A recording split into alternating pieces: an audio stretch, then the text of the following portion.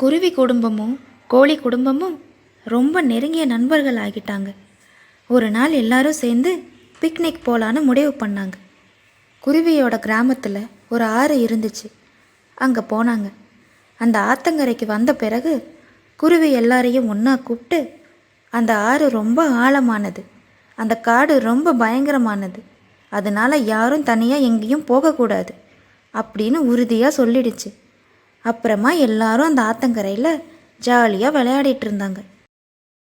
கொஞ்சம் பொழுது போன பிறகு எல்லாரும் விளையாடின களைப்பால் படுத்து ஓய்வெடுத்துட்டு இருந்தாங்க.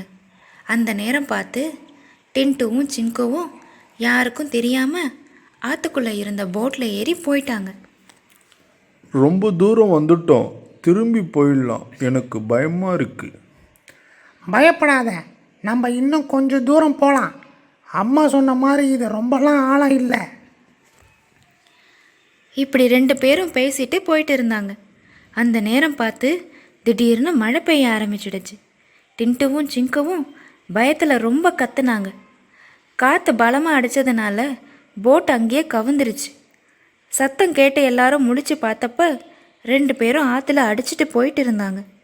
உடனே மின்ட்டு தனக்கு இருந்த சூப்பர் பவர் வச்சு 2 பேரையும் காப்பாற்றி கரைக்கு கொண்டு வந்துடுச்சு. எல்லாரும் அங்கே பேசாமல் அமைதியாக நின்னாங்க. போக வேணான்னு சொன்னேன், சொல்லாமல் ஏன் போனீங்க? மின்ட்டு காப்பாற்றலைன்னா 2 பேரும் என்ன ஆகியிருப்பீங்க? சாரி, இனிமே சொல்லாமல் எங்கேயும் போக மாட்டோம். பேரண்ட் சொல்கிறத பசங்க எல்லாரும் கேட்கணும், இல்லைன்னா இப்படி தான் ஏதாவது தப்பு நடந்துடும். அப்புறமா எல்லாரும் ஹாப்பியாக பிக்னிக் முடிச்சுட்டு வீட்டுக்கு போனாங்க. Please subscribe to this channel.